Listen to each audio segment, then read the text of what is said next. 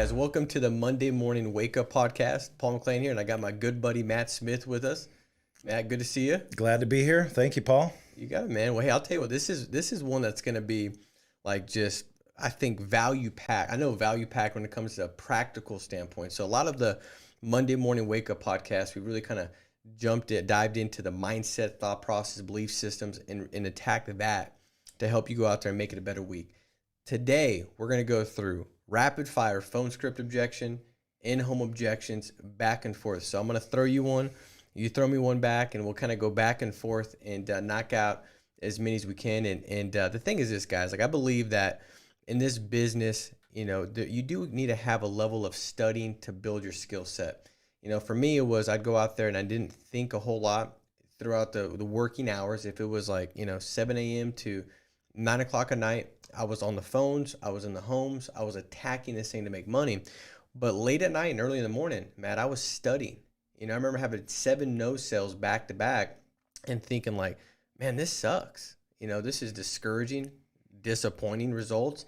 But that led me to going out in that same night, staying up from 9 to midnight when I got home, watching podcasts, writing down my script, and just being just a student, you know. And I went out there the next day and I started to get the best result. It was like I went from the lowest low to one of the highest highs I had seen at that point in time in my career. And so I think that at the end of the day, guys, you want to go out there and attack, but taking a step back and listening to some audios and training and stuff like that, it definitely makes a big difference. And so hopefully this will be one that serves you well, where you can go back and when you get objections or things like that, you can say, hey, let me go and plug in and figure out how to handle that objection. And just so you guys know, Matt Smith is one of the #1 all-time producers in Family First Life history. And when I say that, let me just put that into context. Like Family First Life is the largest IMO in the insurance industry. #1 Mutual of Omaha, you know, Americo, AIG, American. I mean, all these companies, John Hancock. So when I say that, Matt may be one of the #1 producers of all time in the insurance industry, right? And so this is going to be some really good stuff. Lean in, take notes, and Matt, I'm going to hit you with the first one, dude. All right, let's do it. We'll do phones, and then we'll go to in-home. I like it. All right, so phones. You know, Matt, I'm not interested. No problem. Were you not interested because the price was too high or because you couldn't qualify due to health? I don't think I can afford it, Matt. No problem. My job is just to get you this information that you requested in regards to paying off your home if you were to die. I'll make sure to come out with the affordable options and see you and your spouse. What time are you and your spouse home from work? Typically about 6 o'clock. Okay, it takes me 10 or 15 minutes to get you this information. I'm going to be there between about 6:30 and 7. Does that sound fair? Perfect. Okay, great. Now you want me to hit the other side? You know, Matt, I don't know if I could qualify. A couple people come out. I've been declined. It's a waste of time. I don't need you coming out. No problem. These are non-medical options, which you will qualify for. I will verify your health when I get there. And what time are you and your spouse generally home from work? 7 o'clock. Okay, I'll see you between 7:30 and 8 tomorrow. I squeeze you in about 10 or 15 minutes to get you this information. Just make sure to be ready to answer a few questions about your health when I get there, and I'll let you know what you qualify for. Perfect. Sweet, dude. All right. You All right. ready for one? We're ready yeah, first? hit me. Okay. I just want the price. Perfect. Matt, my job is pretty simple. I'm a field underwriter, not a sales rep. So my job is to verify that you're alive and breathing and get you the options that you can qualify for. Our schedule is really behind right now. We've got about 10 to 12 families booked tomorrow. So what I'll do is this for you. I'm going to go ahead and put you down between appointments at 5 o'clock to get the information to you and drop off the options and verify that you are who you say you are and see what we can get you qualified for. So Matt, if you could do me a favor, because we are behind, could you just give me a window between 5 and 6 o'clock tomorrow? Would that be fair enough? Sounds fair. All right, cool. All right, let me get you the next one. Next one would be, you know, Matt, I just had somebody come out. We're all taken care of. So I'm assuming you filled out multiple forms to get the best offer. Is that correct? Yep. Okay. We'll make sure that you get to the best offer as possible. Make sure, what time are you and your spouse home from work? We typically get in about 5 o'clock. Okay. And you have a policy in place. That's what you said, correct? Yeah. Okay. Make sure to have that policy out. It takes me 10 or 15 minutes to improve that policy. And I'll see you between about, 7:30. Does that sound fair? That's perfect. Okay. Sounds great. How about the busy? I'm busy. Paul. Perfect. Matt, I am as well. In fact, I'm actually getting ready to leave the office right now. The purpose of my call was just to set up a time to get the information to you and get back to you. Matt, what time are you typically back in the door Monday through Friday? 7. 7? Okay, perfect. Listen, I don't have time now. What I'll go ahead and do as a courtesy for you, I'm going to put you down at 7:30. I don't have a 7 tomorrow.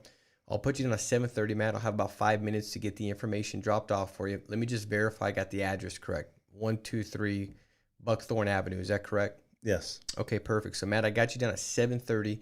The only thing I do ask, because of the schedule as behind as we are, as I'm sure you could imagine, is if you could give me a window between 7 and 8 tomorrow, just depending on the prior appointments. Is that fair enough? Sounds fair. Perfect. You know what I like about what you did there, which I want to just cover a couple details, is when you confirm like an address, when you're coming back, overcoming an objection on the phone, and they're saying yes, you're now back in control. Because really what we're trying to do here is gain control throughout the entire process. So, I mean, I always learn a lot from you anyways, but I want to point that out to everybody. Yeah, well, I think the one thing you'll realize through all the objection handling going back and forth is the person who asks the most questions wins.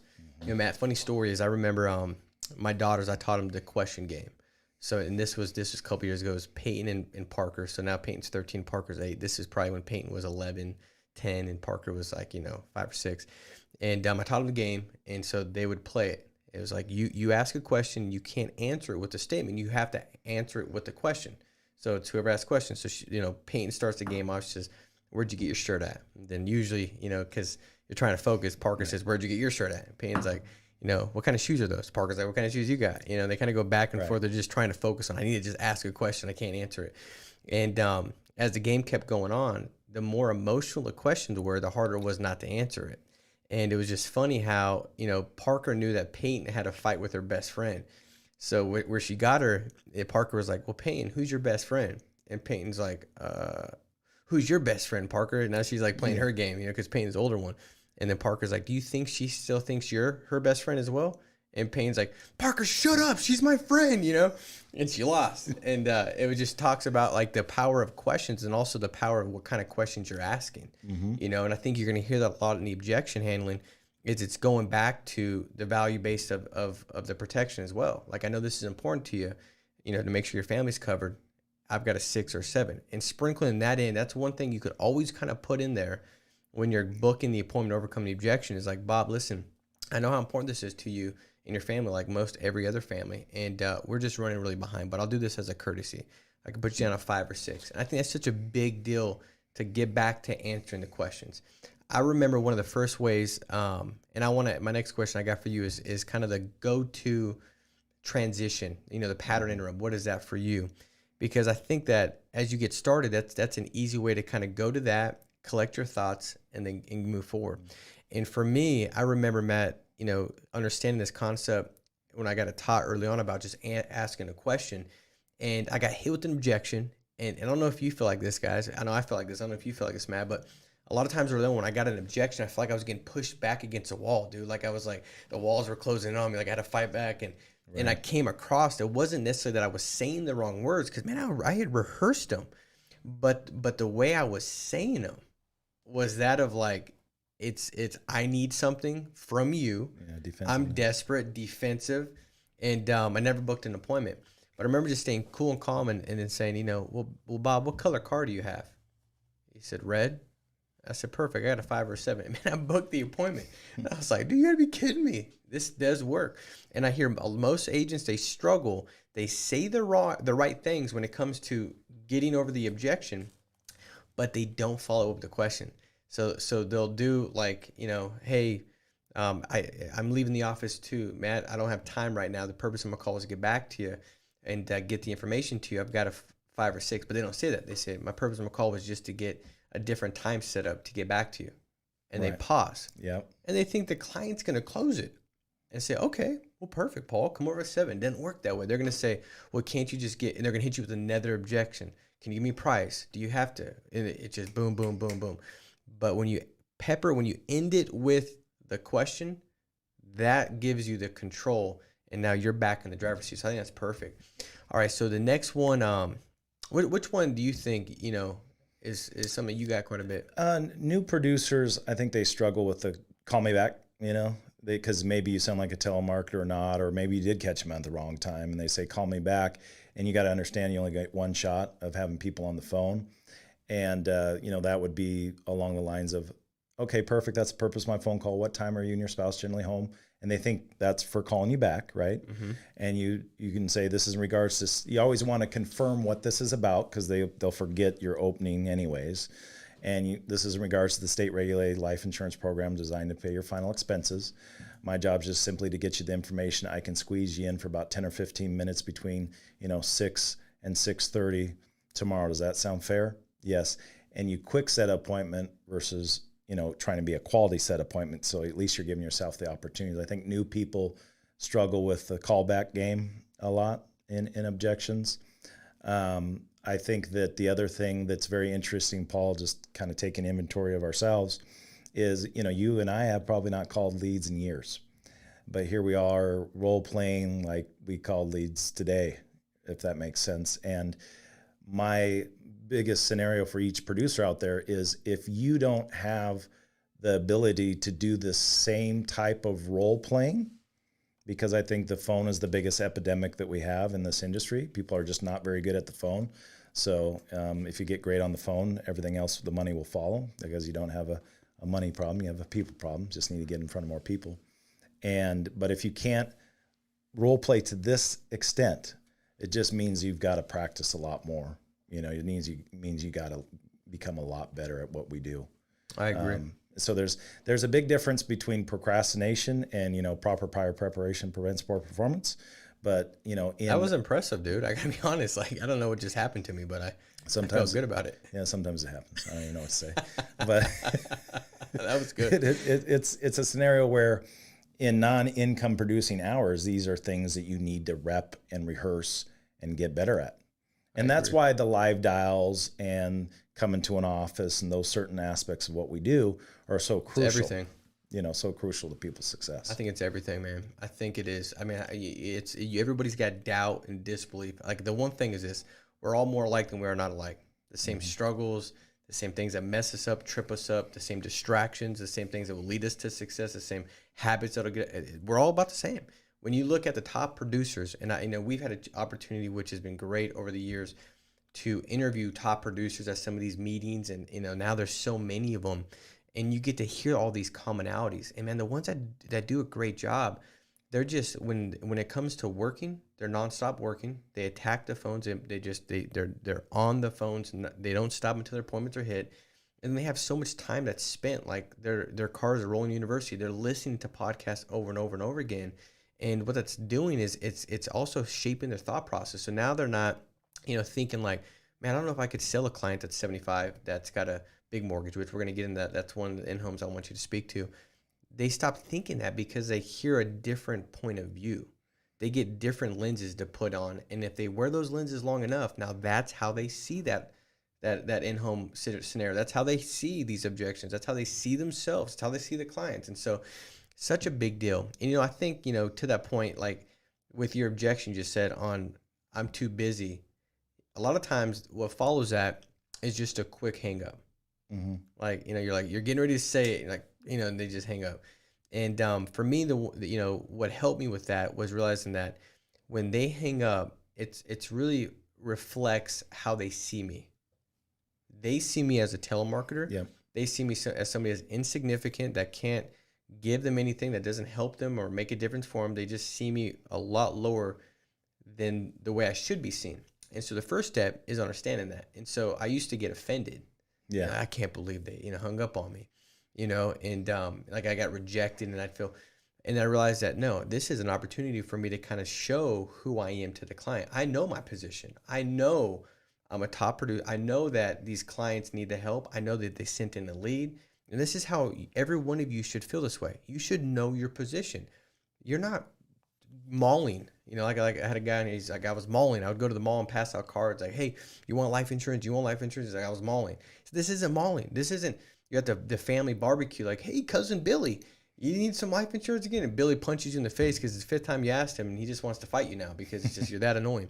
That's not that. You have the upper hand. This client said, I need life insurance. And now, if you're convicted in the service you're providing, the value that it provides, and I would always remind myself, Matt, that this client, when they die, that's the hardest thing anybody can go through is losing somebody, a loved one, like whether that's a spouse or a parent or a child. That's the hardest thing somebody endures as a human being in this life for the most part is a loss of a loved one. The second hardest thing is a financial devastation, not knowing how to pay bills, not knowing how to provide for the family. When you marry those together, God, what does that look like? And that's what we do. So if I know my position, when I call the client, I can show my position and then I can grow my position with them, meaning that I'll show them how they should see me. And then throughout every word I say, I'm going to intentionally grow that position. And that's where when I call back and you hang up and I say, hey, Matt, listen real quick, dude. I'm not a telemarketer. I'd rather not be calling you. I'd rather be doing anything but calling you. The only reason I'm giving you a call, Matt, is because you sent in a form wanting information to make sure if you passed away, your family's protected. And I'm not a telemarketer, not a sales rep. In fact, I don't really care what you do or don't do with the information. I'm really good at my job because I care about people, which is why I'm giving you a call back. My job is just to get the information to you, Matt, and I'm going to be dispatched out there tomorrow. I can either get the information dropped to you at 5 o'clock or 6 o'clock between appointments, which is better. And I think that's where, for one, you can talk like that when you know that what you're providing is much more valuable than the value that you provide when that transaction takes place as far as I'm getting a plan. I think one of the key things too, Paul, that you do very well is anything that's scarce, people want. So the reason why, when you dial, you probably didn't get I'm busy or whatnot is because you were busier than them. Your pace on the phone was busier. You didn't have a ton of time. You're seeing several families in the area. All those little things matter. So you don't want to be so flexible in your schedule. Like you do it intentionally. Hey, 7, I don't have a 7, but I got 7:30 because your time is scarce. So how you position yourself, like you're saying, is huge. And then also what I would tell you is in any business, doesn't matter if this business or any business, your ability to really be a top performer has a lot to do if you're able to take rejection and how quickly you bounce back from that rejection. So for most producers, that get upset about somebody hanging up on them or something, that could derail a whole session and dials, and then the whole mental state is taken off. Other people just brush it off and go to the next one. So which one are you, which wolf are you feeding? So those are important as you start to get on the phone and master the game. That's good. Have we hit the do you have to come out objection? I can. Let's do that. So, Okay. So Matt, do you have to come out? Oh, great. That's a great question. I'd love to be able to not come out, but these are non-medical options, which requires me to ask you a few health questions in person. I'd love to be able to do it on the phone. I'm sure you understand. What time are you and your spouse generally home from work? About 6 o'clock. Okay. I won't take too much time. I don't have a 6 available. I'll have a 6 to 6:30, 6:37, somewhere in there. Mark that down on your calendar. I'll see you for about 10 or 15 minutes tomorrow. Does that sound fair? That's perfect. And see, you didn't give it any merit. You minimized it. And I think oftentimes we grow the objection by trying to have the right words and then over communicating about why I really have to come out. Dude, you just kind of give a very rational answer. It's short, and then I'm sure you understand. Now we're really behind. I can put you 5, 6. So it's not giving any merit. It's minimizing it, and then what you're magnifying or dramatizing is the importance of you getting out there because it is that important to them, and you are that busy, and you're going out of your way. You're doing them a favor. And I think that's it's the right minimization and the right dramatization that you have in place that leads to the appointment. That's great. No, I agree. And the biggest thing is for everybody out there, it's like pace, tone, confidence. They can hear it on the phone too, and they're looking for a reason. There's 2 salespeople on each end of that line, and that's how you got to take it, So it's good stuff. I think also, when you say confidence, I think there might be somebody that says, well, I'm just getting started, so I can't therefore be confident. So that's kind of their approach. And the confidence is not rooted in necessarily how long you've been doing it, your experience, what you're saying. Their confidence should be rooted in the fact that they are a family that need help. You have a license, they don't. And they've raised their hand and already enrolled in the fact that they want protection. Like if all of a sudden I hired you to be, a register clerk at Chick-fil-A, Do you have to be confident when they come in to sell them a chicken sandwich? No, you don't have to. So your confidence will come. You'll get that through, you'll add to it through experience and hopping on podcasts and learning and growing. But in the beginning, fix all your confidence on the value of what you're offering and the fact that they ask for help. That's what I did. Yeah, and confidence can come two things. It can come from preparation. Like if you're prepared to dials and you understand what you're up against, you won't have any issues. And it comes to really just keeping your promises to yourself. So the little things of if dial time is all day Monday or whatever it takes to reach the goals, and that's the promise you kept to yourself, then that's how you gain more confidence throughout. Because confidence comes in every form, So you it's not just business, it's personal, it's everything. It bleeds into everything. So keeping your promise to yourself, preparing, that's how you gain confidence in this business. So do you think confidence on the phone may start when say it's Sunday, tomorrow's Monday, it's dial day, and you said, I'm going to dial at 7:30. Do you think the first step of confidence is actually starting to dial at 7:30? No, I think the first step on Sunday night is printing your leads, because then you're prepared for 7:30. But I agree. But think about this. When you say I'm going to dial at 7:30 and then you dial at 7:43 and you wonder why you're kind of, it's subconsciously your reputation with yourself is, man, you say you're going to do something and you don't do it. And that lack of dependability, self-accountability, self-dependability, I think that can mess you up. So I think you're exactly right with that. What's crazy is I'm actually getting the chills right now, if you can believe that.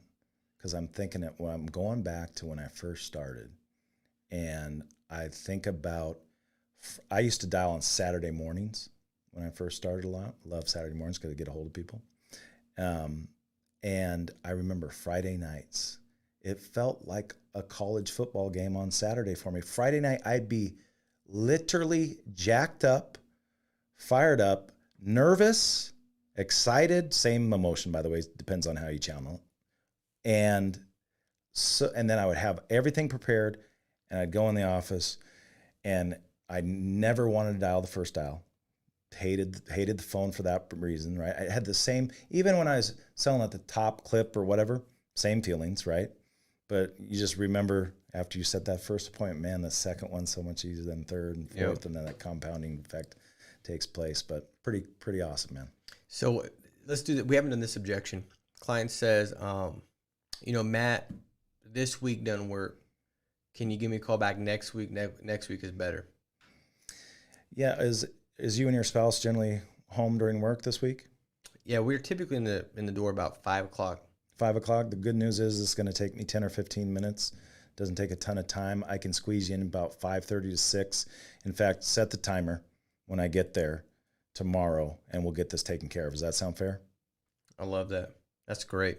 And, I think, too, let me ask you this, Matt. So if they came back and gave you another objection, do you ever just say, okay, and hang up, or do you continue to go? I continue. Yeah.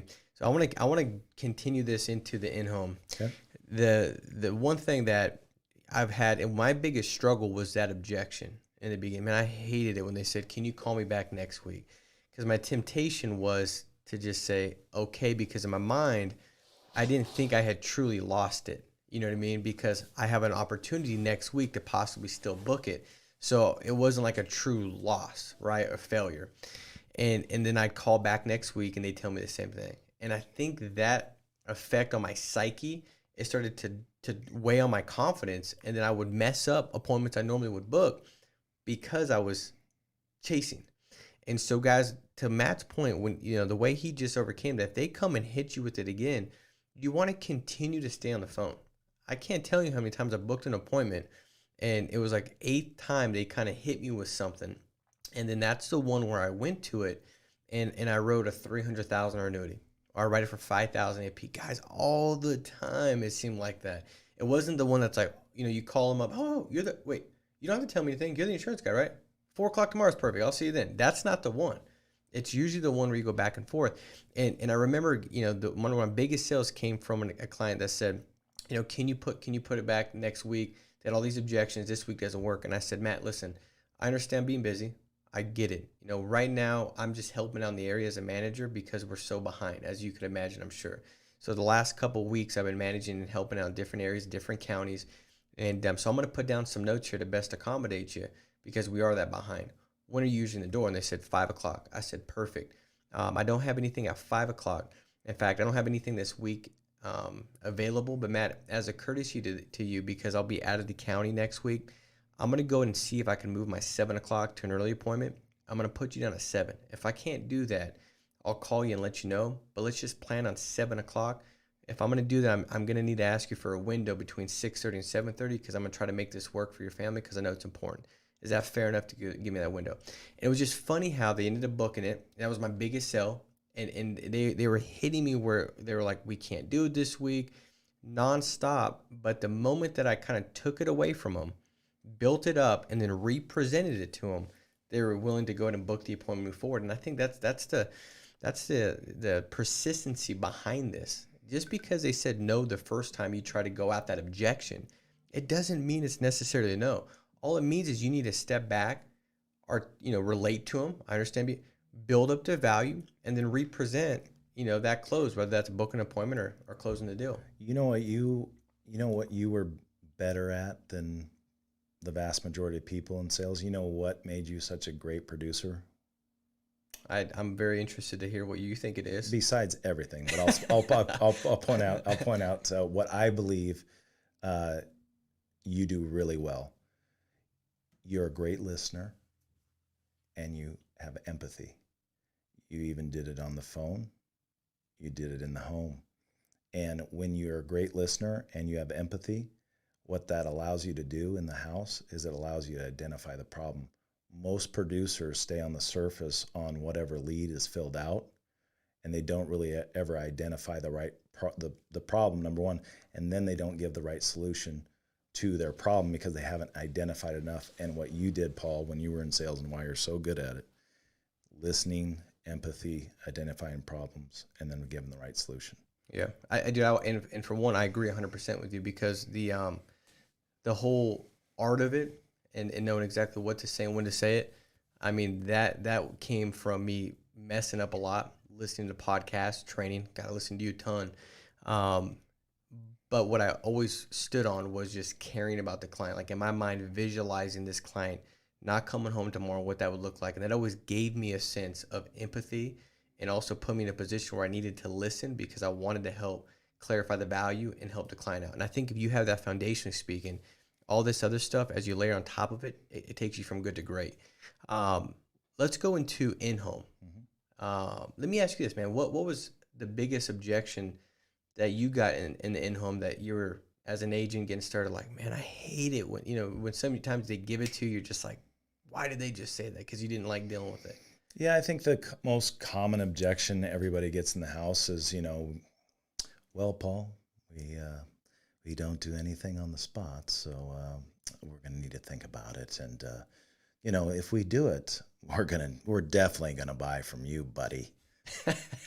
And hey, by the way, that is packaged many different ways. Yeah. I have agents call me like, well, this client, they said that, they just got to check with their kid. I'm like, dude, that's still to think about it. Yeah. They can throw a different bow on it or whatever they want to wrap it with, but there's many different forms to think about it. So let's talk about that. Yeah. So my favorite way to overcome think about objection, I can tell you why you get it too, by the way, but to overcome and think about an objection is simple, Paul.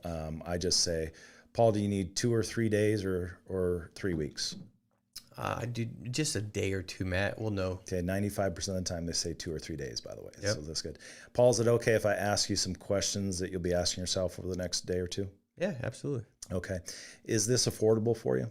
Yeah. Okay. Do you understand? Are you comfortable with the product? Yeah, I think it makes sense. Yeah. And are you comfortable with doing business with me as well? Yeah. Okay. So I'm just going to need your driver's license. I'm going to ask you some health questions. We're going to see if we can get you qualified then. Does that sound fair? Yeah. You just need your driver's license. Can you go get it? Also the hand motions and stuff, like I need your driver's license.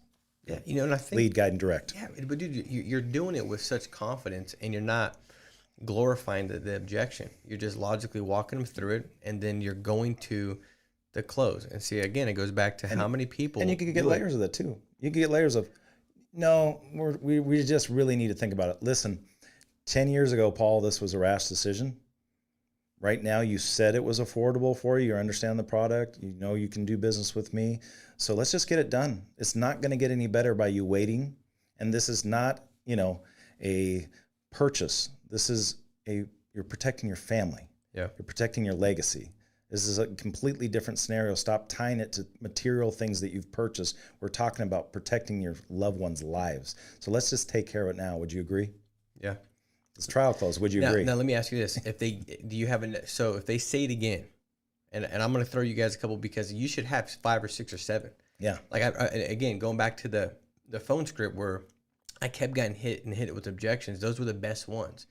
A lot of times when I got the objection 6 times, I'm like, no, I know, we just want to think about it. They'll shift it. We don't need to pray about it. And it's the same thing.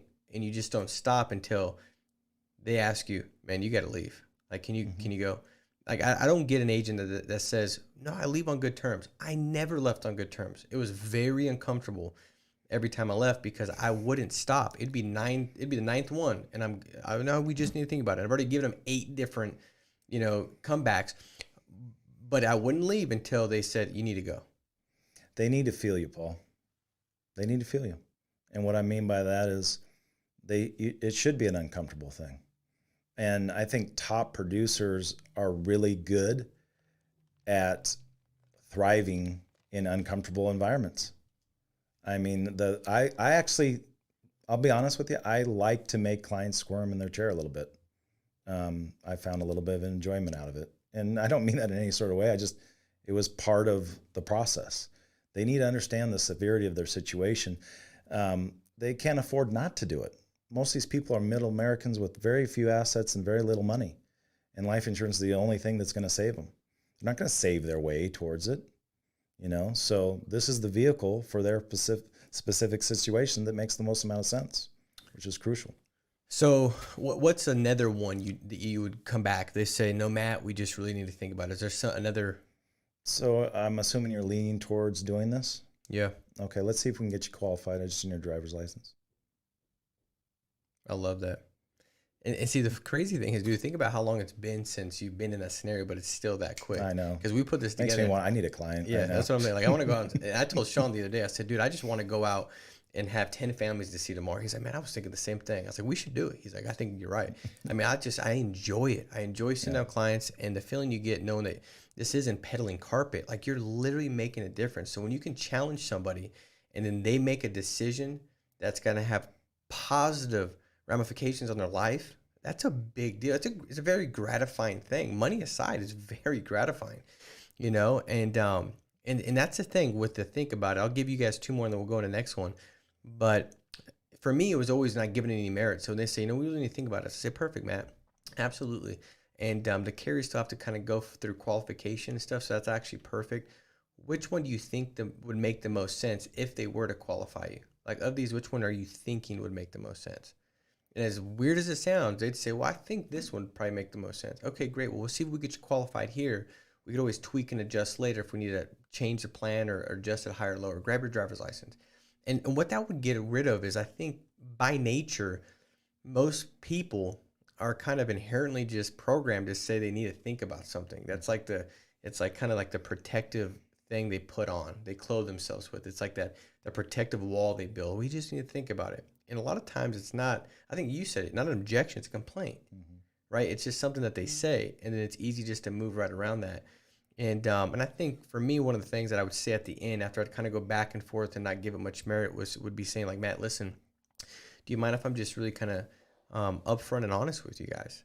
And I do, just with sincerity, just like that. If it was Bob and Mary, I said, Mary and Bob, listen, at the end of the day, I don't know how comfortable I feel knowing your situation. And again, I'm a field underwriter.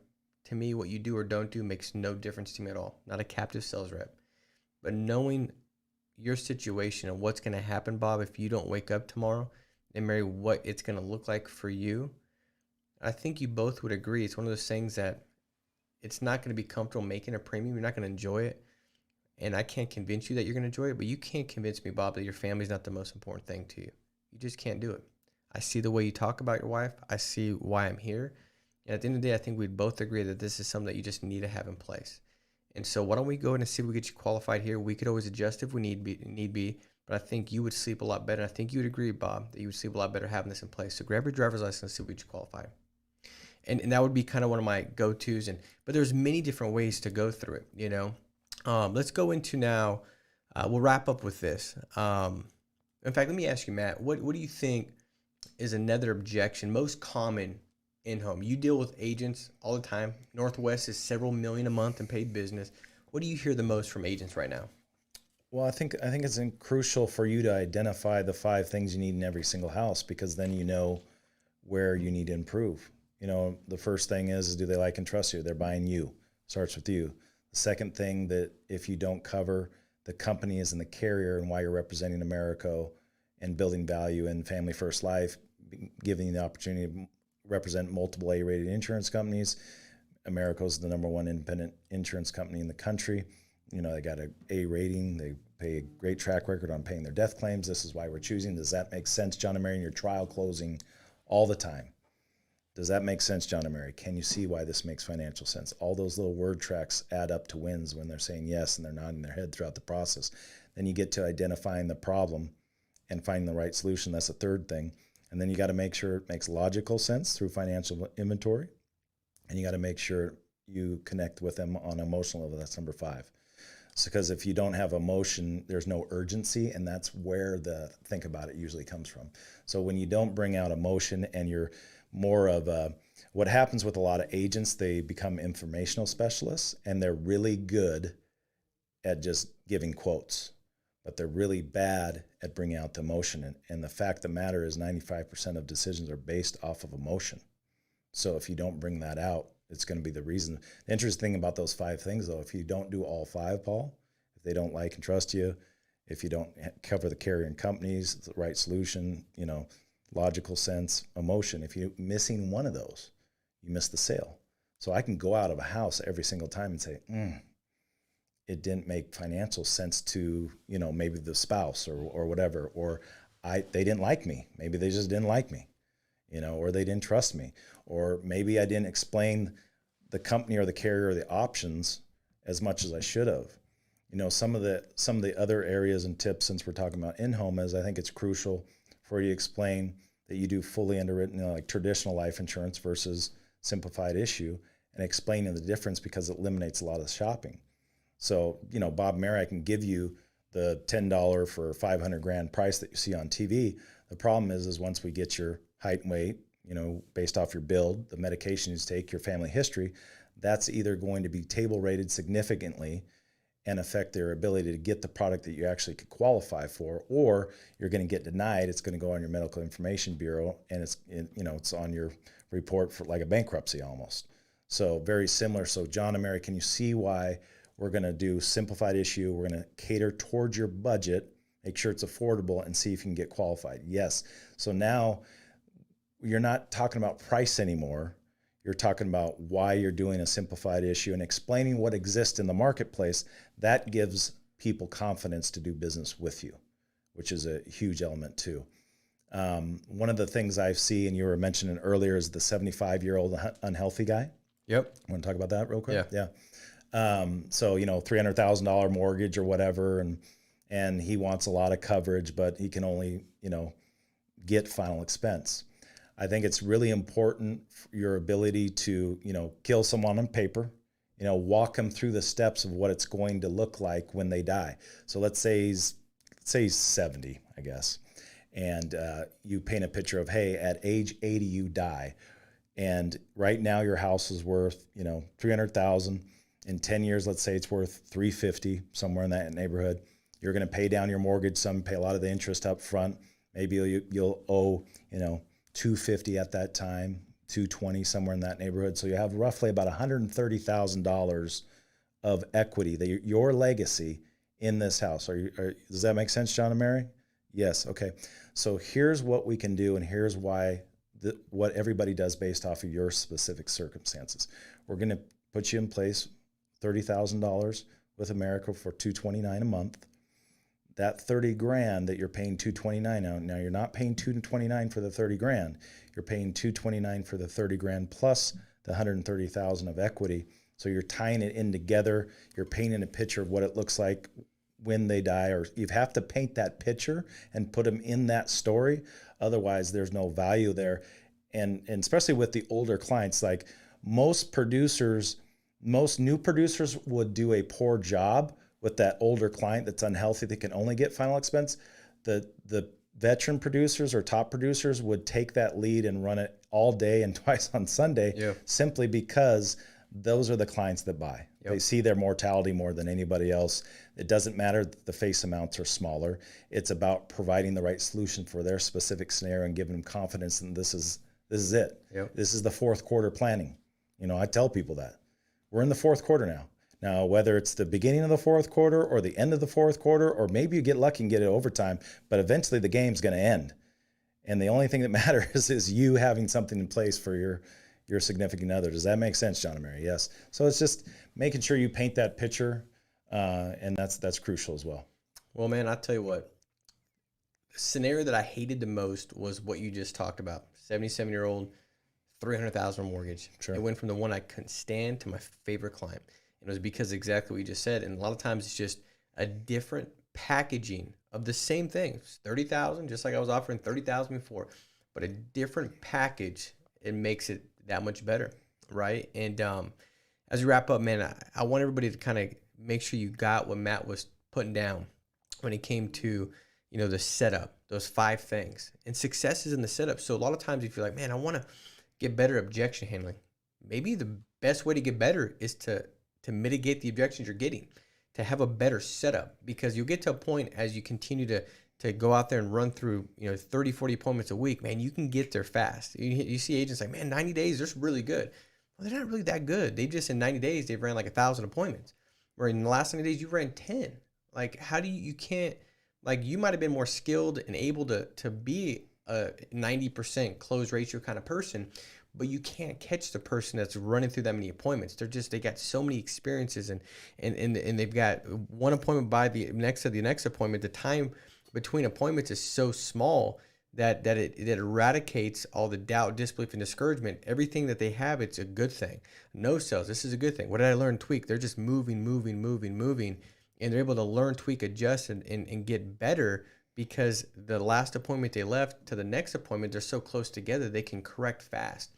And so the success is in the setup. So studying a lot of these top producers, I mean, the crazy thing is, and Matt, like what we used to produce that got us to top 10, like, I don't know if we'd be top 50 now, know, like we were writing 400,000 or 500,000, we're top producers. And now you got, agents literally doing that in a 6-month period of time. For sure. And it just shows you, how expansive. Yeah. And what a beautiful thing that it has for everybody joining the company, where that standard of excellence is set so high for them to go out there and know that, hey, they can absolutely do the same.